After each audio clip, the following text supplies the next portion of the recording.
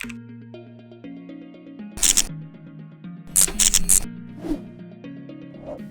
I'm Niewenhuis, a news editor at SupChina, and today we'll be talking about China's smoking epidemic.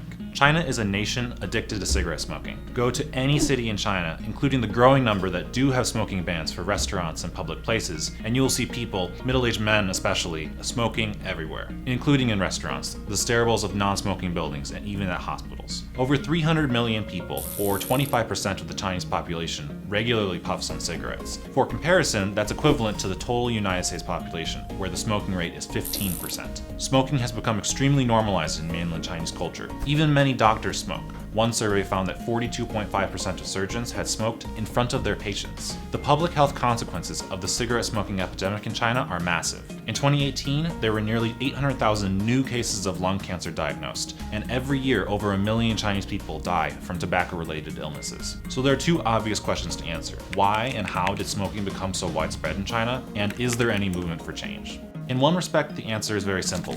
Money. Specifically, government revenue. The tobacco industry in China contributes between 7 and 11% of Chinese government revenues through a combination of taxes and profits, as all cigarette companies in China are directly owned by the government. One state-owned company called Chinese National Tobacco Company has profits that exceed the combined profits of 3 comparable British and American companies: Altria, Philip Morris International, and British American Tobacco. There is also a cultural component to smoking in China. Gift giving is important in Chinese culture, even in casual everyday situations. And cigarettes are used as gifts for building relationships, as well as to display generosity during festivals and weddings, and as business favors. Smoking has become so normalized that one official at CNTC said that restricting smoking would cause social instability. Smoking in Chinese culture is heavily gendered, with over half of all men being smokers, but only 2.4% of women. In the United States, about 16% of adult men and 14% of adult women smoke. Is there any movement for change? Since 2008, more than 12 cities have passed legislation to control tobacco, and these public commitments represent the beginning of a national effort to protect the Chinese people from smoking and smoke exposure. China committed to tobacco control in its 12th five-year plan in December 2013 by restricting government officials from smoking in public places, and then banning smoking in schools, colleges, and universities in January 2014. Smoking rates have declined slightly over the past several years, from more than 27% of the whole population in